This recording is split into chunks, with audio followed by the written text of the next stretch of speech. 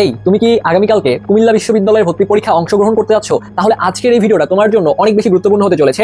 আজকের এই ভিডিওতে আমরা কুমিল্লা বিশ্ববিদ্যালয়ে চান্স পাওয়ার জন্য কিছু এক্সাম হল স্ট্র্যাটেজি নিয়ে তোমাদের সাথে কথা বলবো এবং ওভারঅল কিছু টিপস তোমাদেরকে দেওয়ার চেষ্টা করবো। তুমি যদি এইগুলো মেনে আগামীকালকের পরীক্ষাটা খুব ভালোভাবে দিয়ে আসতে পারো, যদি সৃষ্টি করতে চাই, ইনশাআল্লাহ ভাইয়া কুমিল্লা বিশ্ববিদ্যালয়ে একটা সিট তুমি ইনশিওর করতে পারবা। তো আমি তোমাকে জাস্ট কয়েকটা হার্শ রিলেটি বলবো মেইন ভিডিওতে যাওয়ার আগে। এই যে ভাই তুমি প্রিপারেশন নিয়েছো, এই তুমি পড়াশোনা করেছো, তো এখন তারপরেও তোমার কাছে মনে হচ্ছে যে ভাই আমি হতাশায় আসি, আমি ডিপ্রেশনে আসি, আমি হয়তো অনেকগুলো জায়গায় পরীক্ষা দিয়ে আমি চান্স ইনশিওর করতে পারিনি। সো আমি তোমাকে একটা কথা বলতে চাই, তুমি হয়তো অনেকগুলো জায়গায় পরীক্ষা দিয়ে হোঁচট খেয়েছো, ধাক্কা খেয়েছো, চান্স ইনশিওর করতে পারো নাই। কুমিল্লা বিশ্ববিদ্যালয় তোমার জন্য একটা বেস্ট অপশন হতে পারে। তোমার সৃষ্টিকর্তা হয়তো তোমার জন্য গেম প্ল্যানটা এভাবেই লিখে রাখছে যে তুমি অন্যান্য বিশ্ববিদ্যালয়গুলোতে চান্স না পেলেও কুমিল্লা বিশ্ববিদ্যালয়ে তুমি চান্স ইনশিওর করতে পারবা। তো এখন তোমাদের মধ্যে অনেকে আমাকে বলতেছো ভাইয়া আমি খুবই খারাপ সময়ের মধ্যে আছি, আমি খুবই বাজে সময় পার করতেছি, আমার ফ্রেন্ড সার্কেলের মধ্যে সবাই চান্স পেয়ে গিয়েছে কিন্তু আমি এখনো চান্স ইনশিওর করতে পারিনি। তুমি কি একটা জিনিস জানো যে আসলে গল্প কখন ক্লিয়ার হয়? এই যে তুমি যে খারাপ কন্ডিশনের মধ্যে আসছো, তুমি যে খারাপ সময় পার করতেছো, তো এইটাকে যখন তুমি ওভারকাম করে তুমি কোথাও একটা চান্স পাবা, তখনই কিন্তু তোমার গল্পগুলো তৈরি হবে। মনে রাখবা যে গল্পগুলো আসলে তৈরি হয় খারাপ সময়, ঠিক আছে? তোমার বাজে সময় তোমার মানে জীবনের বেস্ট মোমেন্টগুলো তোমাকে হয়তো ক্রিয়েট করে ফেলতে হবে, ঠিক আছে? তো যারা এই জিনিসটা করতে পারে তারাই কিন্তু পরবর্তী সময় সফলতার গল্প বলে এসে আমাদেরকে বলে। তো তুমি এখন হয়তো খারাপ কন্ডিশনে আসছো, তোমার হয়তো চান্স হয়নি, তোমার হয়তো মন খারাপ হচ্ছে,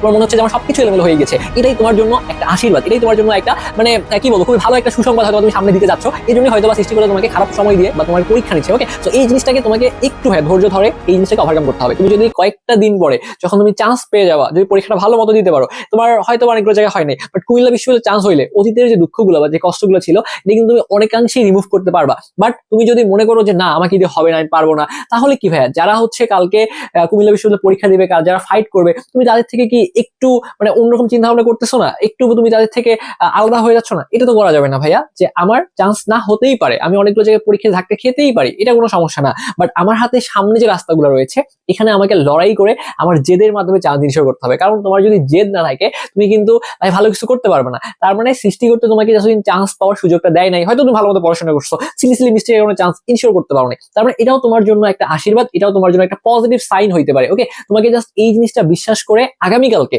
যেহেতু আমার পরীক্ষা দেওয়াই লাগবে, যেহেতু আমি পরীক্ষা দিতে যাবো, সো আমার টার্গেট থাকবে আমাকে চান্স ইনশিওর করে আসেই লাগবে, ঠিক আছে?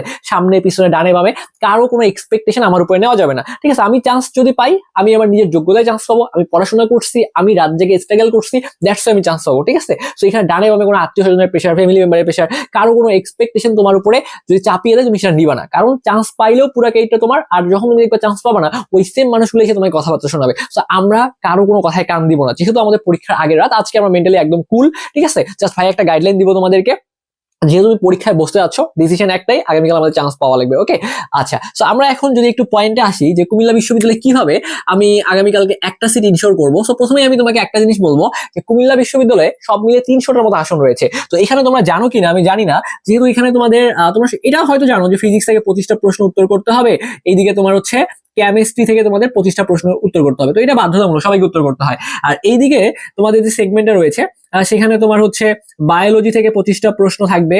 ওকে, এরপরে তোমাদের ম্যাথ থেকে 25টা প্রশ্ন থাকবে, এবং এরপরে তোমাদের বাংলা থেকে 10টা প্রশ্ন থাকবে, এবং ইংলিশ থেকে তোমাদের 15টা প্রশ্ন থাকবে, ঠিক আছে? ইংলিশ থেকে 15টা থাকবে। তো এই সব মিলে এখানে একটা সেগমেন্ট, এখানে একটা, এখানে একটা। তো ফিজিক্স এবং কেমিস্ট্রি অবশ্যই তোমাদের উত্তর করতে হয়, এবং এই তিনটার মধ্যে থেকে যে কোনো একটা তোমাদেরকে উত্তর করা লাগে। তো তোমরা হয়তো বা অনেকেই জানো, আবার অনেকেই জানো না। তুমি যদি মনে করো যে বাংলা অথবা ইংলিশ উত্তর করো, ম্যাথ অথবা বায়োলজির পরিবর্তে এখান থেকে যেহেতু তিনটার মধ্যে যে কোনো দুইটা উত্তর করা লাগবে, তাহলে কিন্তু তোমার এই 300টা আসনের মধ্যে ভাইয়া 130টার মতো আসন কিন্তু গায়েব হয়ে যাবে। তার মানে এই যে মাত্র 300টা আসন রয়েছে, তো এগুলোর মধ্যে দেখবে আবার 130টা আসন তোমার জন্য বরাদ্দ থাকবে না, কেননা তুমি হচ্ছে এখানে ম্যাথ উত্তর করো নাই। তারপরে ম্যাথ উত্তর না করলে কিন্তু 130টা আসন থাকতেছে না। সো আমার কথা হচ্ছে তুমি যতটুকু প্রিপারেশন নিয়েছো ওইটা দিয়েই তোমাকে আগামীকাল লড়াই করতে হবে, ওইটা দিয়ে আগামীকাল তোমাকে যুদ্ধ করতে হবে। তো সব থেকে ভালো সলিউশন হচ্ছে ফিজিক্স, কেমিস্ট্রি, ম্যাথ এবং বায়োলজি উত্তর করা, তাহলে তোমার জন্য 300টা আসনই বরাদ্দ থাকতেছে, এবং হয়তো তুমি খুব সহজেই চান্স ইনশিওর করতে পারবা। তো যেহেতু পরীক্ষাটা হবে 100 নম্বরের পরীক্ষা হবে এবং তোমাদের জিপিএ থেকে 20 নাম্বার নেওয়া হচ্ছে, তো আমি একটু বলে দেওয়ার চেষ্টা করি যে এই 100 নাম্বারের মধ্যে কত নাম্বার পেলে তুমি চান্স ইনশিওর করবা। তো এখানে যদি শুরুতেই বলি, তাহলে 2024-25 শিক্ষাবর্ষের দিকে যাওয়া লাগে। 24-25 শিক্ষাবর্ষে প্রায় 32,000 শিক্ষার্থী এখানে অ্যাপ্লিকেশন করেছিল, এবং পরীক্ষা দেয় 20 থেকে 22,000 পোলাপান এখানে পরীক্ষা অংশগ্রহণ করে। এবং ওই সময় কিন্তু কাটমার্কটা ছিল 55+, অর্থাৎ তুমি ধরতে পারো যে 55 বা 56, এরকম 56-57 মতো কিন্তু কাটমার্ক ছিল। এটা হচ্ছে 100-র মধ্যে, এটা আমি জিপিএ ছাড়া বলছি, জিপিএ ছাড়া 57 মধ্যে চান্স হয়েছে। তো তুমি যদি ওইটা একটু ফলো করো, তাহলে 25-26 শিক্ষাবর্ষে কত নাম্বার পেলে তুমি একটা সিট ইনশিওর করতে পারবা। তো ওই জায়গাটা থেকে আমি যদি তোমাকে বলি, তাহলে 100 নাম্বারের মধ্যে তুমি যদি ভাইয়া তুমি যদি এরকম 57 বা 58, ঠিক আছে, আমি যদি এভারেজ বলি যে 58 থেকে 60 এই রেঞ্জের মধ্যে নাম্বার তুলে আসতে পারো, যেহেতু এটা অনেকাংশে প্রশ্নের উপর ডিপেন্ড করে যে আসলে প্রশ্ন কেমন হচ্ছে, বাট তারপরে যদি বলি 100-র মধ্যে তুমি যদি 58 থেকে 60-এর মধ্যে পাও, তাহলে তুমি কুমিল্লা বিশ্ববিদ্যালয়ে একটা সিট ইনশিওর করতে পারবে। এটা হচ্ছে প্রথম কথা। এবং এখানে যদি বলি যে সিরিয়াল কতদূর পর্যন্ত যেতে পারে, সিরিয়াল গত বছর অর্থাৎ 2024-25 শিক্ষাবর্ষে এই সিরিয়ালটা 800 পর্যন্ত গিয়েছিল।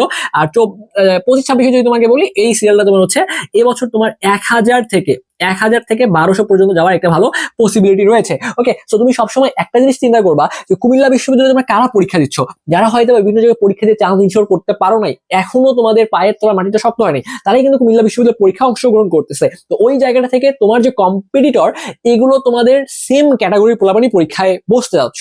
তো ওই জায়গাটা থেকে বিশ্বাস রাখো, প্রশ্ন যেমনই আসুক না কেন প্রশ্ন সহজ আছে। কারণ কুমিল্লা বিশ্ববিদ্যালয় ভাইয়া, আমি তোমাকে বলি 70% মতো প্রশ্ন তুমি রিপিট পাবা। এই প্রশ্নগুলো দেখবে যে কোনো না কোনো বিশ্ববিদ্যালয় ভর্তি পরীক্ষায় চলে আসছে, ওইখান থেকেই তারা কপি পেস্ট করে দিয়ে দিয়েছে। হয়তো বা প্রশ্নের যে ফরম্যাট সেটা ঠিক আছে, ভিতরের যে সংখ্যাগুলো এগুলো চেঞ্জ করতে পারে, এখানে কোনো সমস্যা নাই। এবং ম্যাক্সিমাম কিন্তু সংখ্যাগুলো চেঞ্জ করে না, হুবাহু দিয়ে দেয়। যেহেতু 70% প্রশ্ন এখানে রিপিট আসবে ভাইয়া, তুমি কেন চান্স ইনশিওর করতে পারবে না? তুমি বিশ্বাস রাখো, প্রশ্ন কমন আসবে এবং জাস্ট তোমাকে মাথাটা ঠান্ডা রেখে ভালোভাবে পরীক্ষাটা দিয়ে আসা লাগবে। ওকে, তো অবশ্যই তুমি চান্স ইনশিওর করতে পারবা। আর তুমি যদি আগে থেকে চিন্তা করো যে না আমাকে দিয়ে চান্স হবে না, এবং পরীক্ষার আগে রাতে কেউ যদি এইটা চিন্তা করে যে আমার রেজাল্ট কি আসবে, ভাইয়া তুমি কি মানে পরীক্ষা আগামীকাল দিয়ে যাচ্ছ, আগামীকালকে তুমি রেজাল্ট নেওয়ার জন্য যাচ্ছ না, তাহলে তুমি কেন রেজাল্ট নিয়ে আগে চিন্তা করবা? এখন পরীক্ষাই দিলা না, তুমি প্রশ্ন কেমন হবে সেটাই তুমি দেখলা না, বাট তুমি আগে থেকেই রেজাল্ট ধরে নিচ্ছ যে না আমাকে দিয়ে হবে না। তাহলে ভাইয়া তুমি যদি ব্রেনকে এই জিনিসটা বুঝাও যে না আলটিমেটলি তোমার রেজাল্ট নাই আসবে, কারণ মানুষ যে জিনিসটা চিন্তা করে, ব্রেনকে যেটা আসলে আমরা ইনপুট দেই, আলটিমেটলি কিন্তু ওইটাই মানে আমাদের কাজকর্মে প্রকাশ পায়। তো তুমি নিজেকে বুঝাচ্ছ যে না তোমাকে দিয়ে হবে না, আলটিমেটলি কিন্তু ওই জিনিসটা হবেই না। আর তুমি যদি এটাকে একটু চিন্তা ভাবনা করে এই নাটাকে যদি হ্যাঁ করতে পারো, তাহলে দেখবো অলমোস্ট তোমার 80% রাস্তা ক্লিয়ার ভাইয়া। ঠিক আছে, এটা মানে আমার কথা না, এটা হচ্ছে মানে অনেকটা প্রুভেন, ঠিক আছে, সত্যি কথাবার্তা। সো এই জন্যই আমি তোমাকে বলতেছি, জাস্ট হতাশা ডিপ্রেশন সবকিছু বাদ দিয়ে আগামীকালের পরীক্ষাটা ভালোভাবে দেওয়া লাগবে। সো যেহেতু এখানে তোমাদের 100টা প্রশ্ন আসবে, আমি তোমাকে শুরুতেই বলে দিলাম যে 58 থেকে 60 পেলে তুমি চান্স ইনশিওর করতে পারবা,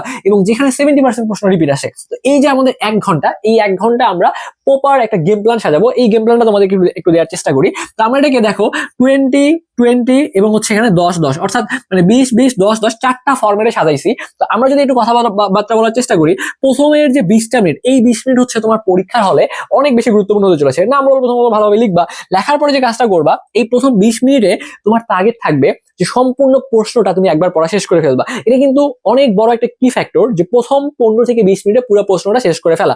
সো যেহেতু তোমার এখানে 4টা সাবজেক্ট থেকে প্রশ্ন আসছে, যে ফিজিক্স কেমিস্ট্রি, ধরলাম তুমি ম্যাথ এবং বায়োলজি উত্তর করবা, তবে ফিজিক্স কেমিস্ট্রি ম্যাথ এবং বায়োলজি। তো আমার কথা হচ্ছে যে প্রথম 20 মিনিটে আমি সব থেকে ভালো যে সাবজেক্টটা পারি, বা যেটা হচ্ছে আমি উত্তর করলে আমি আমার ম্যাক্সিমাম যে প্রিপারেশনটা বা সর্বোচ্চ কারেক্ট করতে পারবো, সেটা দিয়ে আমি উত্তর করা শুরু করবো। তো ওই জায়গাটায় আমার কাছে যেটা মনে হয়, তোমার বায়োলজি দিয়ে উত্তর করা শুরু করা, এটা সব থেকে বুদ্ধিমানের কাজ হবে।